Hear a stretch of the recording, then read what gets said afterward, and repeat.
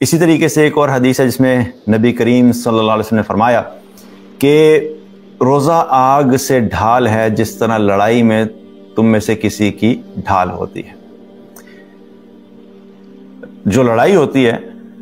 جو پہلے زمانے میں جب جنگیں ہوتی تھیں تو اس میں کیا ہوتا تھا؟ تلواریں استعمال ہوتی تھیں، نیزے استعمال ہوتے تھے اور ڈھال استعمال ہوتی تھی اپنے آپ کو پروٹیکٹ کرنے کے لیے۔ اور ڈھال کا مقصد کیا ہوتا تھا؟ کہ دشمن کی طرف سے آنے والے جو بھی وار ہیں، چاہے وہ تلوار ہے یا نیزہ ہے یا تیر ہے، انسان اس ڈھال کو استعمال کر کے اپنے آپ کو نقصان سے اور تکلیف سے بچا سکے۔ تو یہ روزہ جو ہے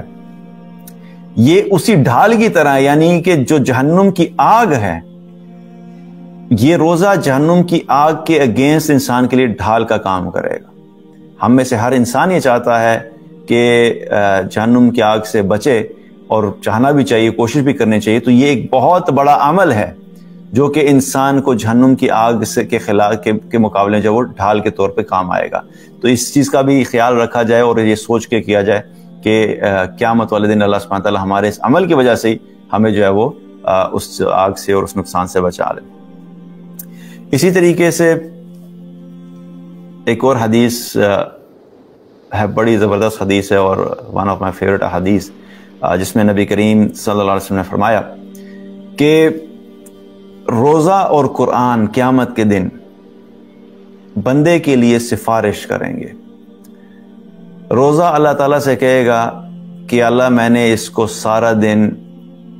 کھانے پینے سے اور شہوت سے روکے رکھا،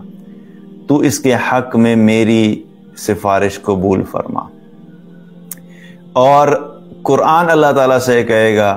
کہ اللہ میں نے تیرے بندے کو رات کو اس کو نیند سے روکے رکھا، تو اس کے حق میں میری سفارش کو قبول فرما۔ اور پھر آپ صلی اللہ علیہ وسلم نے فرمایا کہ اللہ تعالیٰ ان دونوں کی سفارش کو قبول فرمائے گا۔ قیامت کا منظر جو ہے، اگر ہم اس کو تھوڑی دیر کے لیے غور کریں تو بڑا خوفناک منظر ہے۔ چاہے بڑے بڑے نیک اعمال لے کر جائیں ہم، چاہے بڑی بڑی نیکیاں لے کر جائیں، نیکیوں کے ڈھیر لے کر جائیں، اس کے باوجود وہ جو دن ہوگا، اس دن کو جب دیکھیں گے تو بڑے بڑے اولیاء اللہ، بڑے بڑے نیک اور صالحین جو ہیں وہ بھی جو ہے وہ گھبراہٹ کا شکار ہو جائیں گے، کیونکہ اس دن کی ہولناکی ہی بڑی خطرناک ہے۔ اور اس وقت پھر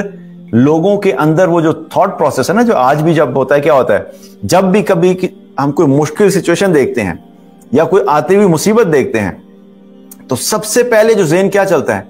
کہ مجھے کیا کرنا چاہیے کہ میں اس مشکل اور مصیبت سے بچ جاؤں،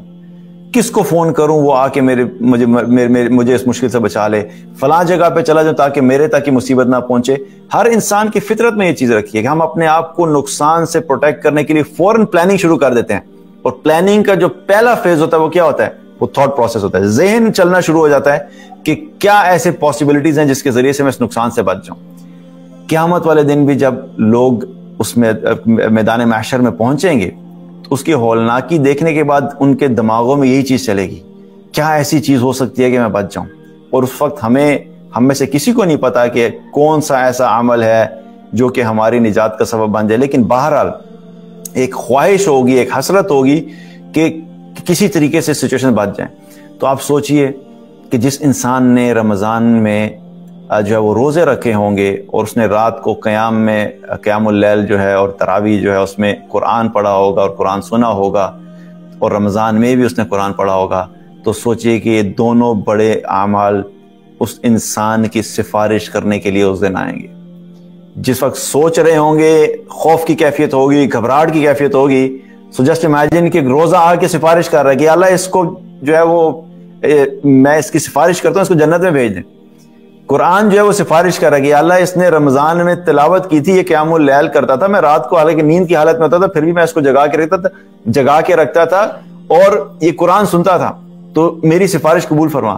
آپ سوچیں کہ جب سفارش اس بندے کے حق میں قبول ہو جائے گی تو اس شخص کی خوشی کی کیا کیفیت ہوگی۔ تو یہ چند دن ہیں جن میں یہ دو اعمال، روزہ تو رکھنا ہی ہے اور قرآن کی تلاوت بھی کی جائے، قیام اللیل کا اہتمام کیا جائے، تاکہ یہ دونوں اعمال جو ہے قیامت والے دن ہمارے حق میں سفارش کریں کیونکہ حدیث سے یہ پتہ لگتا ہے کہ ان دونوں کی سفارش کو اللہ قبول فرمائے گا۔